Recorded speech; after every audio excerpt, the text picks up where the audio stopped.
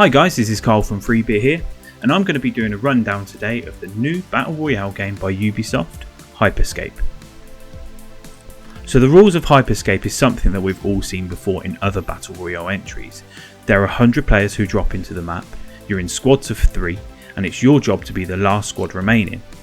Although there is a twist to that rule. As you get down to the final squads, a crown will drop into the arena, and it is your job as a team to either secure the crown for 45 seconds or take all the other players out before anyone else wields the crown.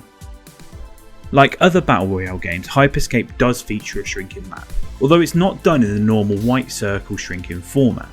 What Hyperscape does is has desynchronizing, or collapsing as they call it, areas. So you'll have areas on the map that will glow yellow and then turn red when they begin to enter their collapsing state. Another nuance that Hyperscape features is the ability to have the game rules changed by viewers. And when I say viewers, I mean if anyone is streaming the game and they have any viewers on their stream, it's those people who can manipulate the game rules.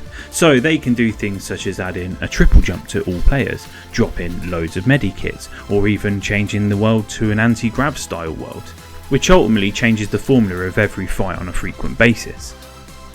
The controls of the game are extremely smooth, they feel really fast, really fluid, and they overall are very responsive. Hyperscape helps players navigate by using visual cues to help drive them forwards into the battle. So when the world's starting to collapse, they will use things such as degrading greys and triangles formulating all over the buildings and roads. This tells you that the area that you're in is in danger and that you need to get out quick. The gameplay mechanic works that if you are in these areas as they desynchronize, or collapse as they call it, then your player position will be given away and you'll start taking damage over time. The combat in Hyperscape is one of its more defining features. This is because it takes cues out of some of the greatest first-person shooters and blends them all together. So it uses the combat agility that you would see in something like Unreal Tournament and Quake. It uses the gunplay that you would find in something like Call of Duty or Apex Legends, and it uses the fun kind of physics that you would see in something like Fortnite. Currently, in its technical testing phase, Hyperscape features 9 different weapons. A shotgun for close range battle, a sniper for those long range moments, an auto-aiming pistol like that one from Titanfall, a revolver, an assault rifle, a grenade launcher for AoE damage, a big plasma cannon that is similar to the grenade launcher but has no arc, a laser rifle, and a minigun. The way to get better loot in this game is not to simply find a tiered weapon. They don't exist in this. In fact, the best way to get loot is to upgrade it, and the way that can be done is by finding the same item again. So if you have an assault rifle, for example, and you run around the map and find another one, when you pick that up, the gun will upgrade to level 2, and each weapon has a maximum upgrade of 4 levels. Hyperscape also features another type of weapon, which are known as hacks. So these compare to things such as perks in other games, where they give the player a tactical advantage. So some of them might be an ability to jump away from the map, teleport, or even heal your own health. All of these hacks have the same trait as weapons in that they can be leveled up, and by leveling them up you enhance the ability that they give you. So for example, if they act as a healer, they will heal you for more life. The final point that I'll touch on in terms of gameplay for Hyperscape is when you die. So when you die you become an echo, which is a ghost-like being in the world.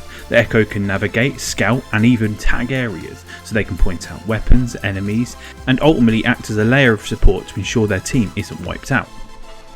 But echoes can be revived, although to revive them the task is a little bit different to other Battle Royale games. So when a player dies they leave a revival pad down, and an echo needs to stand on that pad holding a button, awaiting their team member to come and revive them. Although once the revival's been completed on that pad, it can't be used. So if you die and an enemy revives on the pad that you drop, you can't revive from that pad and will need to find another. And finally, I'm going to talk about the customization within the game. When Hyperscape reaches its final release, it's going to be a free-to-play game. Therefore, it's pretty obvious that it's going to feature some paid items. Although you might be happy to hear that these are cosmetic only. The game will feature a battle pass which can be seen already in its technical test mode.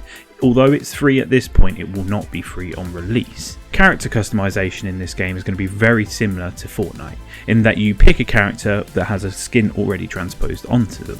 The game has no pay to win features, therefore anything you unlock via money or battle pass will be cosmetic only. So the things that you can unlock are skins for your deployment pod, emotes, emblems, weapon designs, melee weapons, so you can have a katana instead of your baton, and loading screens. Hyperscape is currently in technical test, so all the footage that you've seen today may change.